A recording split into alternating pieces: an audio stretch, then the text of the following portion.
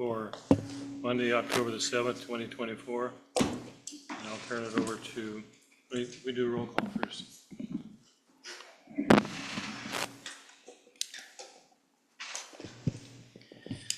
Counselor Adams? Here. Counselor Barrientos? Here. Counselor Briggs? Here. Counselor Collins? Present. Counselor Fitzgerald? Here. Counselor Jantz? Here. Counselor Shane? Here. Counselor Verdon? Here. Council President Schilling is excused. Thank you. Turn this meeting over to the city manager. All right, thank you, Mayor Woods. So just as a note to begin with, we were trying to work on the live streaming. For some reason, that's not working right now, but we are recording the meeting and we'll post it to our YouTube channel afterwards, and we'll try to troubleshoot the issue between the work session and the regular meeting. So hopefully we'll live stream that meeting. But for anyone that hope to watch this live, you'll have to wait or be here. So we'll move into our first item, which is the Chemeketa Community College levy presentation. We have some representatives from Chemeketa Community College. I don't know who to lead pitch here and put it off to, but we have 3 representatives, and so I'll invite them to come on up and give their presentation. The packet includes their PowerPoint slides, and so you can refer to those or watch the TV screens. And Tim Ray is who we're going to pass the baton to, so welcome, Tim. I guess I get to start. Mayor Woods, City Council members, thank you for having us tonight. I bring greetings from, we bring greetings from Dr. Howard and the rest of the Chemeketa Community College community. Thank you for giving us this opportunity tonight to speak about our bond measure that will be on the November ballot. Our job tonight is to simply educate you on what the bond will be doing. Myself and Ryan West will be talking about the bond itself, and then the Friends of Chemeketa can answer more questions than we may be able to if you have questions about the bond itself. I believe you have our presentation in your notes as well as on the TV, and we'll just, we have about 12 slides to talk you through where we've been and where we hope to go with the proposed 2024 bond. So Chemeketa's mission is to transform the lives of people and strengthen communities. It's what we do, it's who we are. We've done it for decades. And while we don't normally like to call attention to ourselves, we believe this community college is pretty exceptional, and it's because it's a reflection of the communities that we serve, such as Dallas. And so we have some things to show you tonight. Let's see if look at that. We are proud to be your community college. We think we bring great value to our community and our students. And in the 22-23 Economic Impact Study, it showed that we return a value of $8.50 for every dollar a student invests in their education at Chemeketa. The Oregon average for community colleges is $5.20, which is exceptional to get that kind of ROI. But Chemeketa stands out, and this is one of the things that we think really shows just how exceptional Chemeketa is and what a great value we are for everyone in our service district. Opportunity, we are the largest Hispanic serving institution in the state. Say that again. We are the largest Hispanic serving institution in the state. When you say largest, do you mean in terms of number of students? Okay. Yes. I'm sorry. Yeah. I'm not sure I understand what the value return, can you help me? What is the ROI? Help me understand. So for every dollar a student invests in tuition and fees at Chemeketa, their return from their career is $8.50. Excellent, thank you. Yes. So if I spend $1 on tuition, I'm expecting to make that back plus. You'll get your dollar in $7.50 and change. Thank you for explaining that to Yes, me. yes. That was hard for me to understand for I some get it. reason. Yeah. I should have gone to Chemeketa. And it's a big number. You don't see numbers that big in terms of education return. Thank you. What's it look Thank you like for now? explaining that. You indicate that that's way above the state average. What is that? How does that look compared to the nation as a whole? We don't have those figures, unfortunately. Tuition ranges from state to state, obviously, and support levels ranges from state to state. So I'm just curious. Yeah, no, thank you. That's an excellent question. So largest Hispanic serving institution, that unlocks a lot of opportunities for all students. Federal grants for HSI allow us to serve students in ways that other community colleges simply can't. And so that is a huge designation for us. I have a question on that. Yeah. So you're the largest Hispanic serving institution. Like a race or a marathon, it's not how you start, how do you finish? So how does that correlate to graduation and completion of programs? No, absolutely, and that's a great question. I don't have that answer off the top of my head. I know our completion rate is on par with other colleges in the state. I don't know if we know. Yeah, we don't have that, but we can certainly get that data for you. That is an excellent question in terms of demographics, how they graduate. Absolutely, we'd be glad to get that for you. Thank you. That's a great question. What I will add is that because of this designation, and it's a federal designation, it enables us to apply for grants. And now we have received several grants that let us focus specifically on graduation rates and getting Hispanic individuals into the institution as well. Yep, absolutely. Do you happen to have data on that $8.50 ROI? Is that in the state of Oregon, or is those dollars taken elsewhere? Do you No, track most of that? our graduates stay local. Yeah, most of that's one of the advantages of community colleges. Our graduates tend to stay in the communities. Well, I think that's characteristic of community colleges. in Exactly. general, Yeah, that's not specific to Chemeketa. That's kind of a characteristic of community colleges. Most of those people grew up here, want to stay here. They found an industry that they want to be a part of, and the community college allows them to stay local and get the education that they want. Quality of our CTE programs. We have a number of CTE programs that all of our CTE programs are outstanding. One that we like to highlight is the nursing program. In our state, it is the #1 nursing program in the state in terms of national exam pass rate. Chemeketa's pass rate for that national certification exam is 100%. Every student passes. The Oregon average is 86%, and the national average is 79%. So outstanding instruction in terms of our nursing programs. And again, a lot of our CTE programs are quality as well. They don't have the metrics because they don't have national exams that they have to pass, right? Nursing is one that has that national exam that allows us to really highlight the quality of our CTE programs. Excellence, our Chemeketa Scholars Program. We are the only community college in the state that self-funds a scholars program. High school students with a GPA of 3.5 or higher come to Chemeketa, free tuition. The college pays that tuition. That is a huge advantage for students in our service district that graduate high school with a 3.5 or above. Well, those 2 years, Yep. if they maintain that, both 2 years is free. Yeah. So they can come to Chemeketa and basically get a free associate's degree if that's what they choose to do.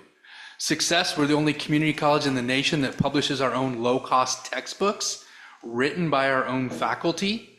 To date, our students have saved over $6 million in not purchasing nationally published textbooks, but by purchasing textbooks written by our own faculty. We just got a note today that 2 more of those faculty-written textbooks have been adopted by other institutions outside of Oregon. So again, focuses on the quality of our instructors. They know their things, and they love sharing them with their students, especially if it can save them money. So, And they must know what they're doing, judging by all those other numbers. up right? there. Yeah, exactly.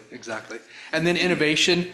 I don't know if you're aware, but Chemeketa is offering the first applied baccalaureate degree at a community college in the state.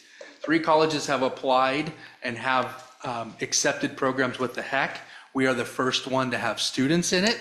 We just started our second cohort. Our first cohort will graduate in June. They will be the first 27 students in the state of Oregon to receive a bachelor's degree from a community college.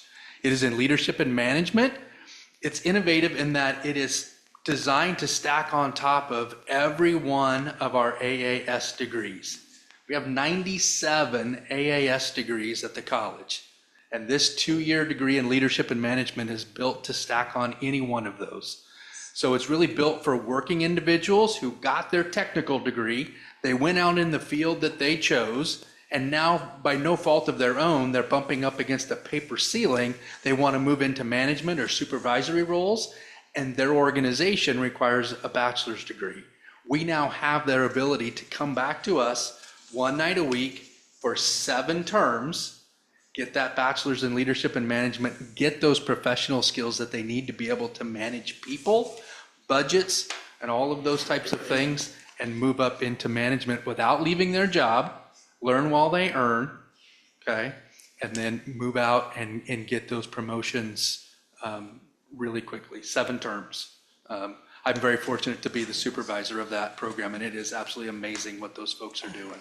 Question, so if you have a 3.5 or higher, and you're in high school, when you graduate, you can go to Chemeketa Community College for free. Yep.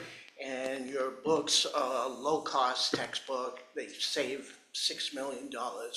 And I know that higher education is big business. How do you stay funded? Yeah, we get state funding, obviously that helps. We get a lot of grants, and then a lot of our students, use financial aid as well. So for us, it's important to make college affordable. That is our job, is to make college affordable, provide many, many on-ramps and off-ramps for folks to be able to come in and out when they choose, not when we choose. It's not our job as an academic institution to tell you when you should come and what training you should get. We want to be the community college that's open and receptive when you're ready, have an easy, low barrier on-ramp, get you the skills that you need, and get you out back working as quickly as possible. So we're not in this to make money. We have to stay sustainable, absolutely. And we're able to do that with a lot of our other programs. But we do really focus on keeping costs down for the student. That's really important. I also wanted to add that the fortunate thing for the student also who's on the Oregon Chemeketa Scholars Program, they still get to apply to the Oregon Promise Yep. that the state has. So you go to Chemeketa for free, you still can get the Oregon Promise tuition money, and you can use that to pay your rent, Cover your living to buy expenses. food, to do whatever. So you're basically getting paid to go to Chemeketa.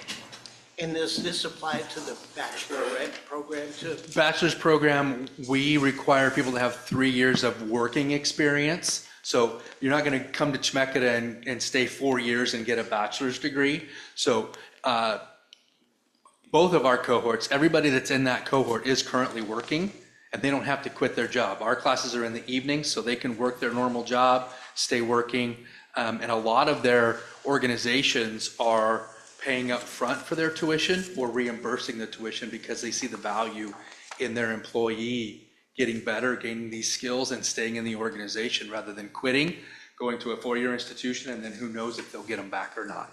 So a lot of our employers are seeing the ROI on investing in their employees by sending them to this program as well. So they have to have a track record of practical experience before they can even enter the program. Exactly, and that's a key. Remember, this is an applied bachelor's, so it's and we really need that lived experience so that as they're talking about some of these leadership and management situations, we need these people to have had that experience, whether they're the one leading or the one being led. So they can, the richness of the conversations are just unbelievable with these cohorts. So a little bit about where we're at. In 2008, the community invested by passing a bond for Chemeketa to invest in CTE and other investments. That bond raised about $92 million. It allowed us to construct the Brooks Center, which is where all of our emergency services programs are housed. Our diesel program is also housed there. Then on main campus, we built buildings 8, 20, and 21, which building 8 houses the science, nursing, dentistry, a lot of those types of things. Building 20 is our applied technologies building, so drafting, some engineering, machining, those types of programs. 21 is our welding lab. And then on the Yamhill Valley campus, it built the main building, building 1 there at Yamhill Valley, which allows people to complete degrees in Yamhill County and not have to come to the Salem campus. We also have a CTE center in Yamhill as well for some of our medical degrees. And then West Salem has our viticulture center. And then we also have a center in Woodburn as well. So that investment was a huge investment by our community. And we want to protect that investment by being able to maintain our classrooms, upgrade our classrooms, all of those types of things. And so that's what leads us to today, our 2024 general obligation bond measure that is on the November ballot. You can see similar amounts there in 2008. It was a tax rate of 27 cents per thousand, generated $92 million. It expires in 2026. This bond, in essence, replaces that bond. There is no increase in taxes. It is the same rate, 27 cents per thousand. It generates significantly more money, though, because properties have gained value, right?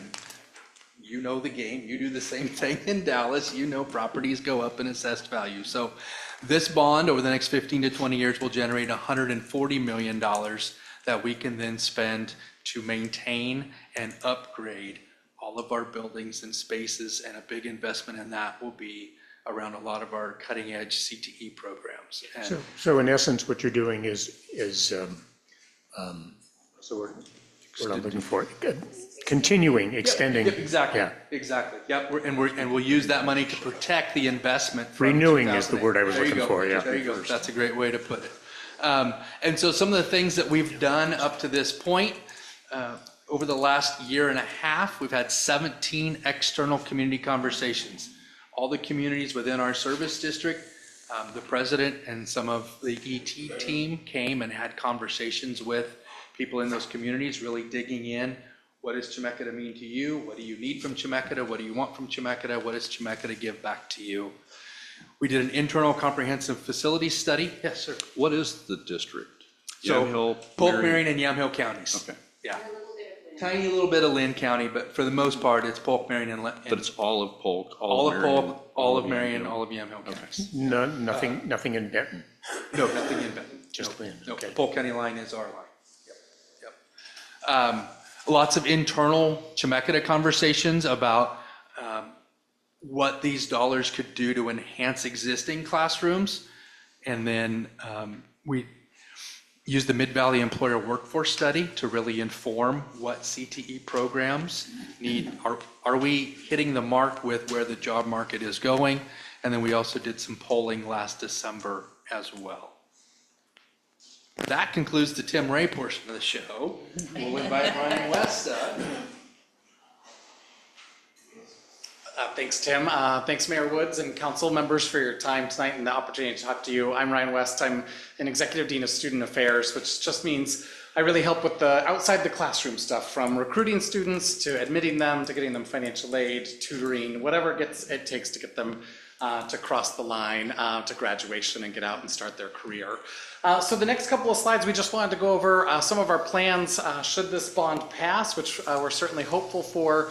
These are the types of things that we're looking to do with this project. And so the first is related to our continued investment in cutting edge and career and technical training. So career technical, CTE, focus is a major focus for the college, certainly is in this area. There's a couple of projects that we're particularly focused on at this point. One is that if there's a nationwide shortage of paramedics, we do not have space to do more paramedic education without doing some renovating at our Brooks Regional Training Center.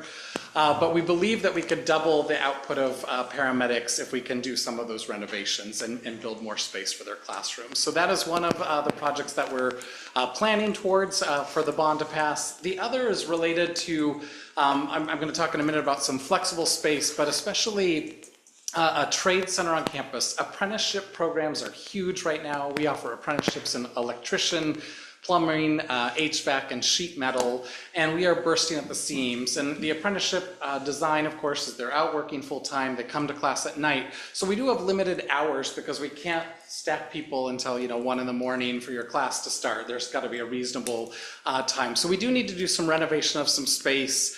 on the Salem campus to allow for more students to come through. The demand is huge. We'd like to keep developing in those areas. Now, you talked about doubling the output of paramedics. So how many are you producing now? What number are you going to double? Oh, I don't know the Ballpark, total just capacity right off. ballpark. Ballpark, we're probably doing, in the degree portion, 30-ish paramedics per class. We've also, though, recently started some certificates that are shorter term that will be a bridge to get people who don't have the full background of paramedics, but to get them the key things that they need to go out and start working in a paraprofessional role to move into paramedic without having that full degree.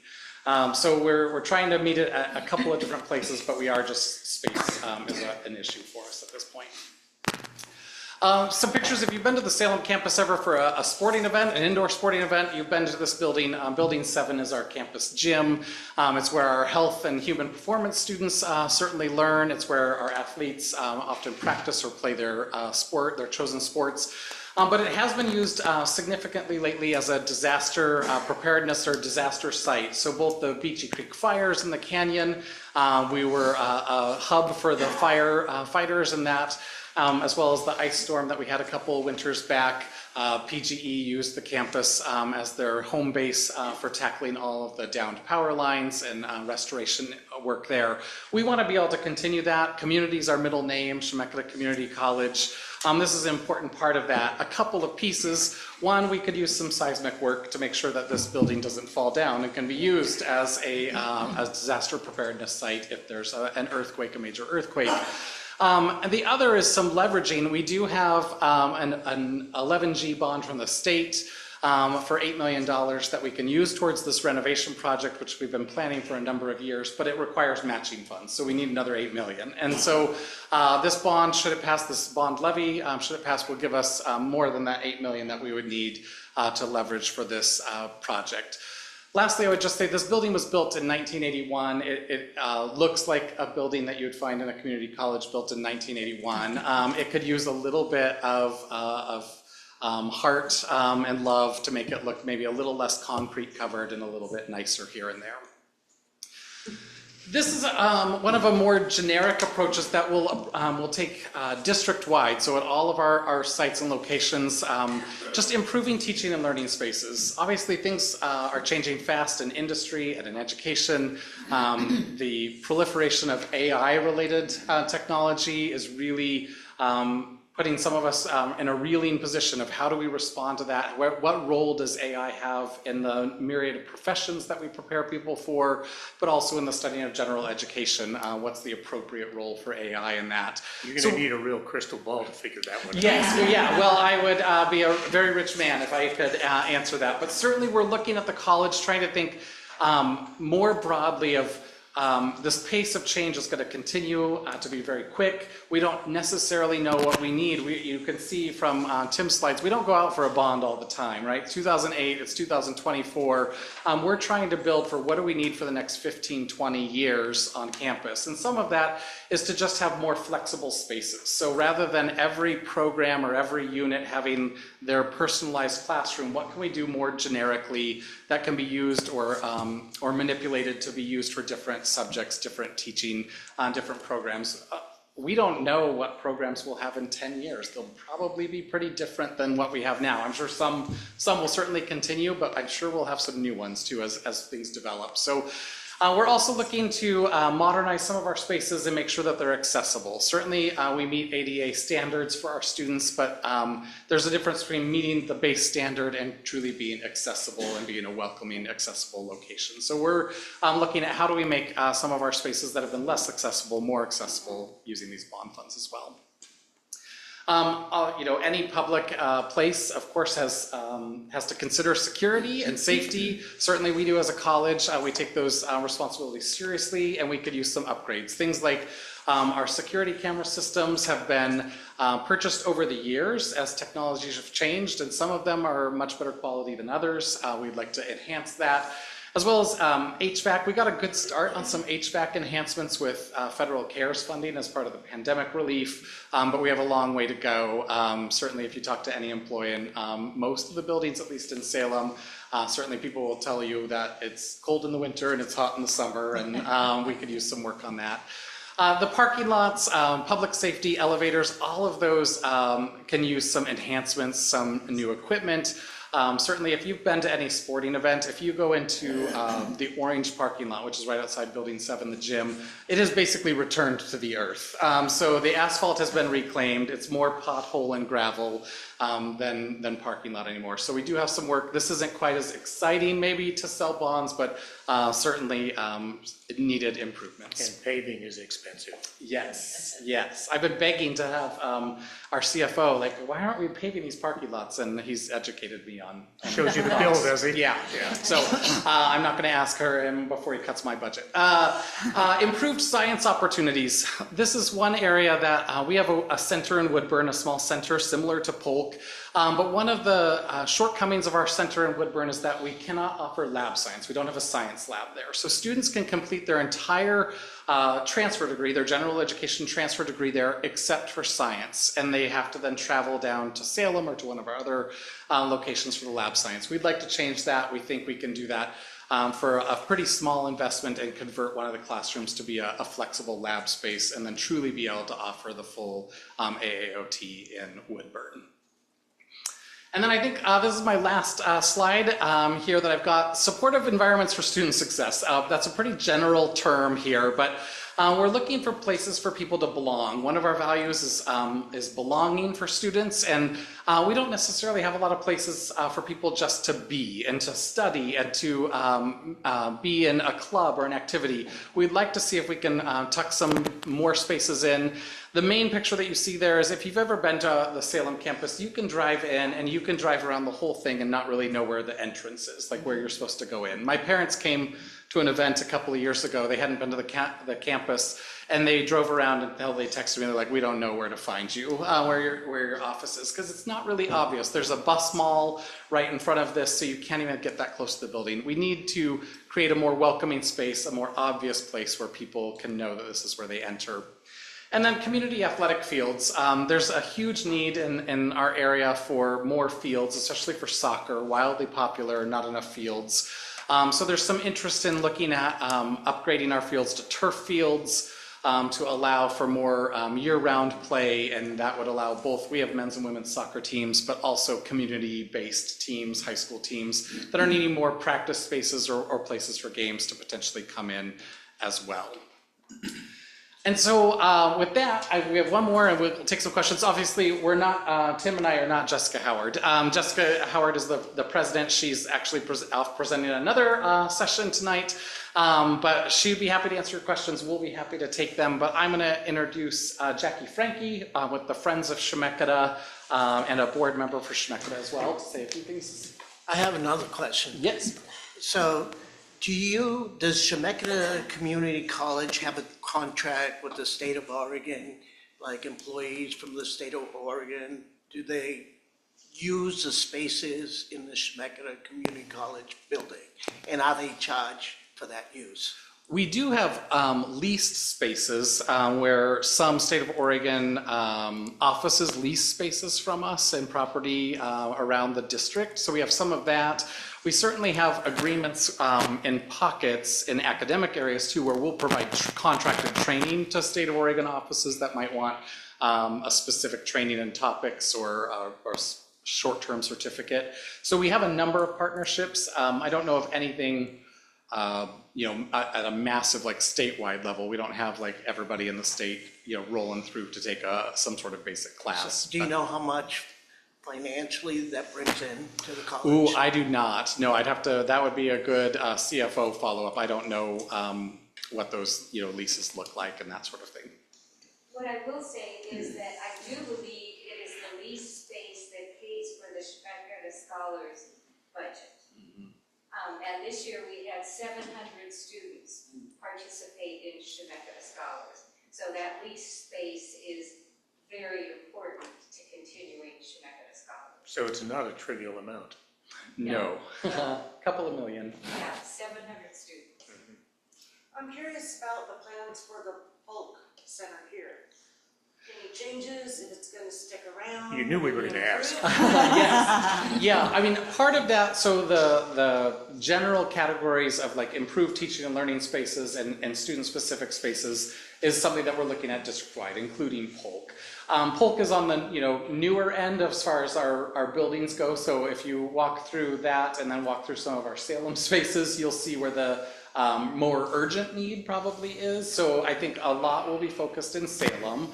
But certainly we're looking at all of our spaces to ensure that we have what we need, including at Polk. How much of an AOT could they get just at the Polk Center? I don't know that off the top of my head right now. They can get a pretty decent start, but I don't know that they could do, I certainly don't believe we are currently offering enough courses out here. We can't fill enough courses currently to do a full AAOT in 2 years. You probably could do it over a longer period, but we just don't have the head count right now to offer. But they have the full things. science lab and all of Yes, that. yeah. I don't believe they No. have a science lab there. No, I don't think you have enough, I don't think you have enough classrooms right now to do that. We, Jessica did speak at the Salem Chamber Greeters at Polk County just last month. And the issue about the lab was raised. And that is something that is going to be discussed and looked at. Again, it's how many students does it have, how many is needed, but it's interesting, that did come up. The question of, will they get a science lab? It's not on the drawing board, but Jessica is hearing the message. Not a good answer. One last question. With the need for paramedics, any thoughts of coming out to the fire department and bringing an instructor out there and instructing paramedics where they are, or future people that want to be paramedics? Can you meet them at the fire station? Yeah, that's an interesting thought, and I know we've partnered now with 2 community colleges on the east side of the state who they don't have the resources to create their own paramedics, so we're offering our paramedic education at their site, but through Chemeketa. So it's not exactly at fire stations, we're not there, but we are taking it to other communities that are not going to be able to sustain their own program and have an interest in developing more paramedics. But so our partnership at Blue Mountain and at Treasure Valley Community College, both on the eastern side of the state, are sort of our pilot programs that we've been starting for the last couple of years to see how that goes. And so far, so good. There's definitely been interest, so I wouldn't be surprised if we continue to. So our firefighters, if they want to be a paramedic and they graduated out of high school with a 3.5 grade point average, they can become paramedics for free. If they would have to be going straight from high school into Chemeketa, so there's no break in attendance for the Chemeketa scholars. There might be other programs and other financial aid options, but not scholars particularly. That is only for students who roll straight on in from high school. And I can add a little bit to that, Councilor Barrientos. So it wasn't that long ago that we had a need to increase just our certifications for our EMTs to the EMT intermediate level. And we partnered with Chemeketa, and they brought their instructors out to our fire department, where we train not only our EMTs, but also EMTs from Southwest Polk and Polk 1. So it was a great partnership that we had there. So as we bring up Ms. Franke, I want to just note that we do have another topic on the agenda today. Okay. So I'll give you, I'm going to time limit you. So if I can give you till about 20 till, and then we'll maybe restrict questions from the council so we can have the other topic have about 10 minutes of time. Okay, I do want to mention, you guys have a flyer in front of you that shows the 94 CTE programs that Chemeketa offers. Very exciting, extensive. The reason I'm on the board of Chemeketa, and I've been there for 12 years, is because it is a fiscally wise institution. They really take care of the investment dollars. And what I like the most is that they listen to the community. It was the community that said they needed a diesel mechanic program. It took us 5 years to get it approved through HEC and all of the programs, all of the entities that approve things. After the first year of the 2-year program, every single one of the students was hired while they served their second year. Listening to the community is really a key factor in what Chemeketa does. The Leadership and Management Program, that's because the community, the business community said, we want to retain our employees, we want to move them up. We don't want to lose them, we don't want to hire from outside. So again, it is really community driven. The other thing I wanted to say is about the Polk facility. Improving the classrooms, improving the parking lot, more tutoring centers we're going to be offering. The focus on this bond is improving the facilities and also improving the outcomes for students. We want to make sure that we not only get them in, but we get them out. And that was a big discussion.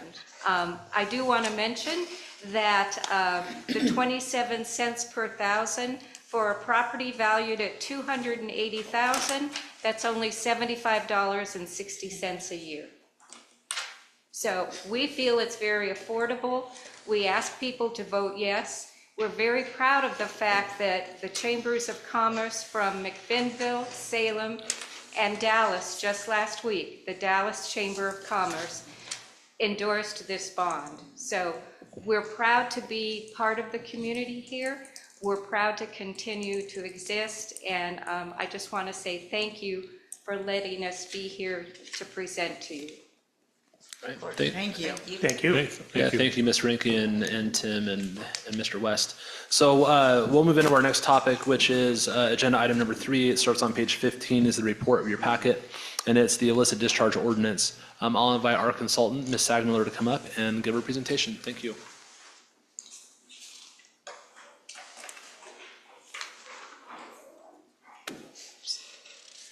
And if you just escape out of this one, I think you can open up yours. I'm going to talk a little bit beforehand. Mayor Woods, members of the City Council, thank you for having me tonight. I'm going to keep this pretty short and sweet and give you an opportunity to ask me questions. Your PowerPoint's open. My what? I see it. Thank you.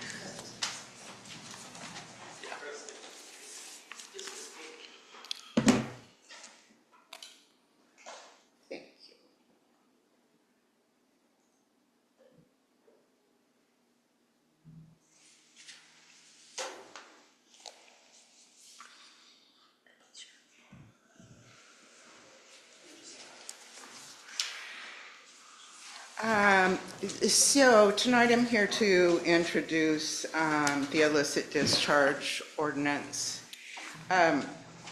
which is in your packet. And the ordinance prohibits illegal discharges to the stormwater system and to waterways. And an illicit discharge is basically anything that isn't composed entirely of stormwater. The ordinance includes elevated steps of enforcement for repeat and intentional dumping, and it also provides the opportunity to educate people that just are not aware of the new regulations. The ordinance is a requirement of your DEQ TMDL implementation plan. And the ordinance is necessary because, just a reminder, stormwater isn't treated. So again, what comes off your roof, roadways, so on and so forth, does not go to wastewater treatment plant. It goes directly to your waterways.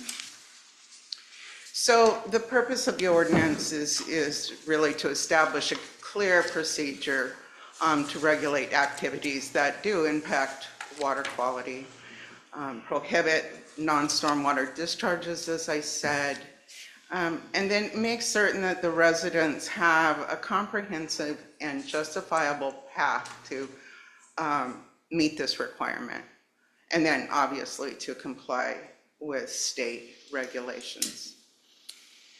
This ordinance was first introduced to the Public Works Advisory Committee in July of 2023, and we've worked on it basically for a year. They reviewed the approved ordinance, or the final ordinance, in May of 2024. So just some important points. The ordinance wasn't something that was taken out of a book. It's a compilation of work from the EPA, your public works staff, attorney, city attorney, and then some things from other jurisdictions within Oregon. The requirements in the ordinance are not more restrictive than what is required. The ordinance covers illegal discharges, intentional dumping, illegal connections, and protection of waterways. The ordinance allows the city to lead with education for violations, but opportunities to correct. And then, as I mentioned, the ordinance has appropriate penalties for repeat or intentional violations. And that's all I have for you. I hope that you've had a chance to look at the ordinance. And are there any questions? Yeah, I do. Can you back up one? And I think I've asked this every time you come in. Can you tell us the difference between purposeful dumping and illicit discharge? Okay. And I think I got the language wrong, but I think you get the general idea. Yeah, there is no difference. Oh, okay. Yeah, well, intentional dumping would be you knew better, but you went ahead and did it. So if you know that paint, for instance, is a contaminant, but you go ahead and wash your paintbrushes out where they can reach the stormwater system, that would be intentional. So we have in the ordinance both clauses, but they mean the same thing? Well, intentional dumping really, and another example of that would be like a developer who had to apply for a 1200C permit with the state and all the regulations that go with it, but they intentionally let dirt into the storm drain, hoping that they wouldn't be caught. Okay. And then a repeat offender is important too, because occasionally you'll have someone that pushes back, and despite being educated, they continue with the inappropriate behavior. Okay. Thank you.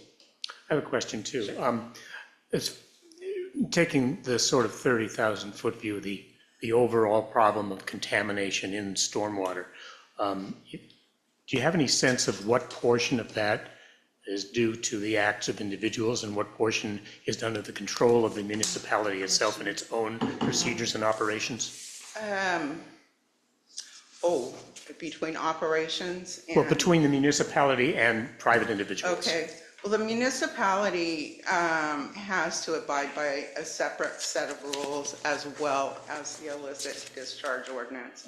So it stands to reason that most of the violations would come from the private sector. And just as one of those quick factoids, 80% of the pollution found in our oceans is from stormwater runoff, contaminated stormwater runoff, which would apply to this. 8%, you said? 80%. 80%, no, 4/5. Okay, thanks. And that's a EPA. Elizabeth, just picking up what David said, is most of that 80% then, is that me being a knucklehead washing my car, or is most of that Carlos, the big, you're not a developer, I'm just picking on him. Carlos, the big developer, being, sneaky, is it? Yeah, people who are what's- supposed to know better. Yeah, right. I don't have any statistics on that, but I would assume that it's people that should know better. Okay. We are allowed to wash our car though. Okay, thank you. So- That was a bad example. Thank you. Well, it actually said car washing was illegal, and I about had a cow, but then I read through the rest of it and I found out that personal vehicles are allowed, so. Or it says individual residential car washing is allowed, correct? Is it? Yes, well, it's not allowed by the ordinance, but it is something that we would try and educate the public on and say, did you know if you take your car to the car wash, that, that water's treated, it goes to the sewer. Unless that was something that I missed. I thought it says under section 6.372, allowable non-stormwater discharges, item number 15 says individual residential car washing. It does say that. Yeah, I'm sorry. It does say that, yep. It's a lot of words in this ordinance. The key in that portion of the ordinance is if it doesn't cause a significant spike in pollution, it's allowed. So how would I know that if I'm washing my truck? Well, again, these are things that the public would be educated on. And I don't want to say that the city wouldn't enforce, but they would hand you a brochure or have a conversation with the resident, so at least they knew that there are potential implications of a whole bunch of people washing their cars at the same time. I think this council needs to be educated before we vote on something that's going to have to educate the citizens. Okay, well, and I'm happy to do that. I'm happy to do that. I do want to see if any members of the advisory committee want to chime in on this. So I'm not on the advisory committee, but I can, talk about kind of my own practice when it comes to washing my car, because I'll wash my car at home. And what I do is I pull my car onto my lawn, right? And I wash it there because I know then any chemicals that come off go onto the earth and not into, not down my concrete driveway and down the, asphalt street into a storm drain. And so that's an example of a way that I allow, Mother Nature to be able to, take any, potential contaminants from the soaps or other, chemicals that might be generated through washing my car that, are filtered, the water is filtered, and the chemicals are filtered through the ground instead of putting it immediately into, a stormwater conveyance system that puts it right into the creek, where it has more implications for, fish and other wildlife. And we're not voting on this tonight, so there's You're not time. voting on it tonight, There's so time to there's- drill down with some of these Right. questions, which leads to the next question. When do you expect this to come back to us for action? We would expect to probably bring it back to you on the 21st of this month. Okay, so 2 weeks. Yeah, but if there's more education that you need on it, we can certainly, I would allow the like to council to have have time to, ask questions and submit those questions offline. We can give you the answers offline, and to bring them back to the full discussion, we can do that as well. Yeah, there's more time. We're not voting on this tonight. Right. If I may really quickly follow up on the car washing issue, just so how this might be addressed. An issue is of course dirt and grease getting in the system, but something you might say to a property owner or to the car owner is that chemical soaps have surfactants in them, and while it makes it look all clean, that's like dumping soap and oil products in our waterways. So, there's always resources for them. Well, and car washing is probably one of the highest profile things in here for the average individual. So Yes. you're going to get, these questions are going to come up all the time. Absolutely. Yeah, I think there's a good opportunity for the council to ask more questions. We're kind of at time tonight, so we'll maybe stop the conversation there, but we'll certainly entertain those questions, submit them either to Kim or myself. We can gather up those questions, get answers to them, and bring it back to you on the 21st. Thank you. Jennifer, do you have a comment? Thank you. Sorry, if we take up just a little more time, one of the things that we did want to do tonight, because we were having this conversation,